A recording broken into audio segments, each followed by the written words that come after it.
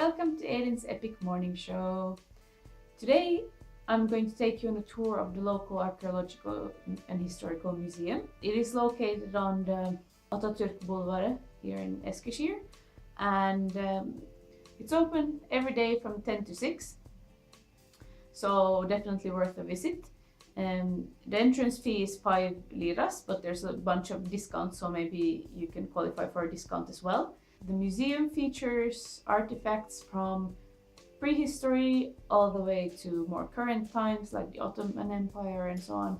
The downstairs area and the outside area, they're not really in any order, so you can have a Muslim sort of tombstone next to a Phrygian rock carving, and no big explanations except the times, like the estimated time when it was carved or made, and some translations of what the text says.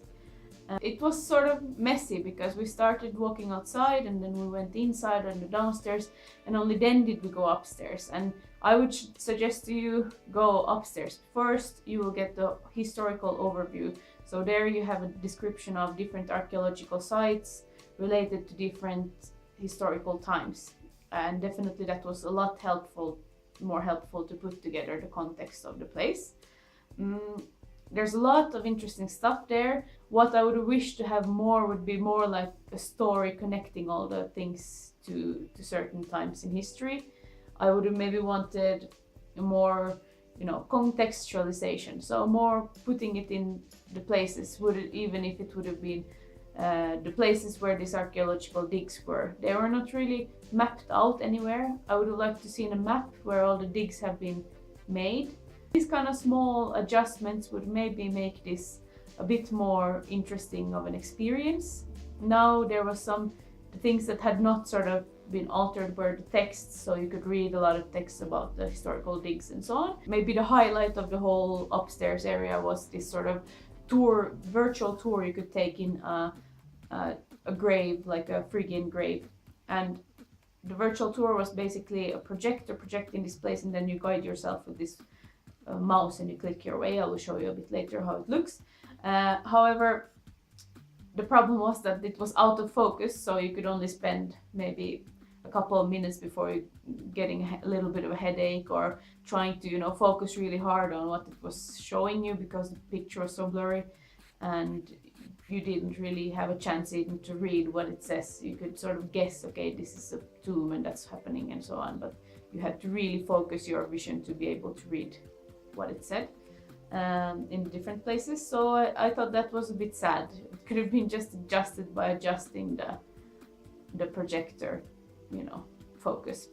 The space anyway has a lot of potential. There's a lot of possibilities of things what could be done there, and I got really inspired about thinking about how it could be developed, for example, the pedagogical aspects could be developed, how it could be more interesting for young people to visit this place and learn about the local history and learn about why things are as they are here now through the local history and these kind of things. So I thought that there was definitely a lot of potential, and I got really inspired by the trip, so I'm happy that I paid the 5 liras for the entrance.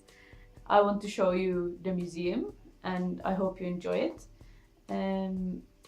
That's all for now. Let's see you in another video another time. I hope to see you soon. Take care and bye. Hello! So today we're here at the Eskisehir Archeological Museum to see what they offer. Let's see.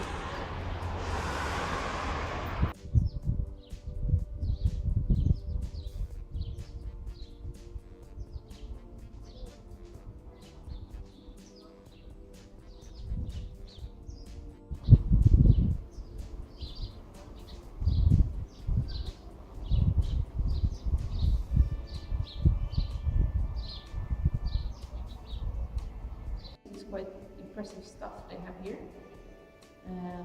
However, even though they're translated, the inscription plates and stuff are translated, I'm a bit lacking sort of a story.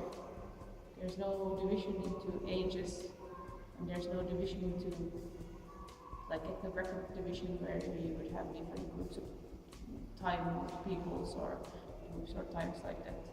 in here. So you can see, for example, here on the right side of me, you have a Arabic scripture, which is basically a funeral stone for Muslim person, while you have here on my left side a sarcophagus from the Roman period. So there's no real division in times.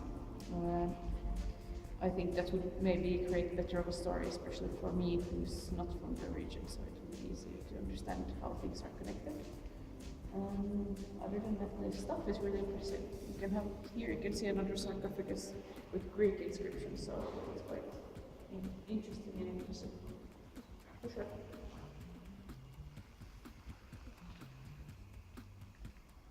The main goddess of the Phrygians was called Matar or Mother.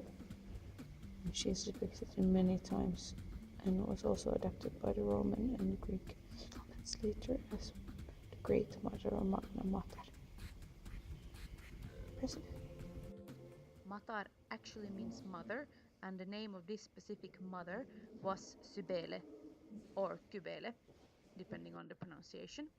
And it's a fact that a lot of these small artifacts and artifacts found in the different archaeological digs in this area were women-shaped small statuettes or statues, and it was interesting that this was the interpretation given to all these findings, that they were somehow related to this cult or religious beliefs of the mother goddess.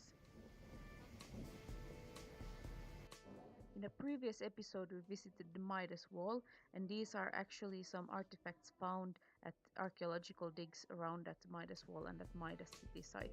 So quite impressive finds, I would say.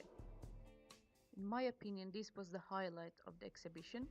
You could guide yourself through a virtual tomb, Phrygian tomb, and you could choose to open and explore certain artifacts more in detail.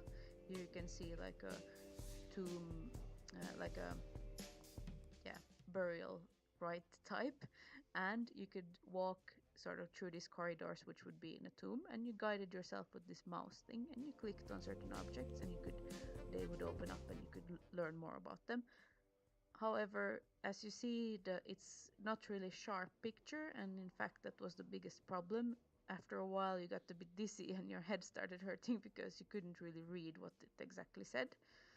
And even though the visuals were quite impressive, I think that visiting a real tomb you would actually get a more sharp image than this.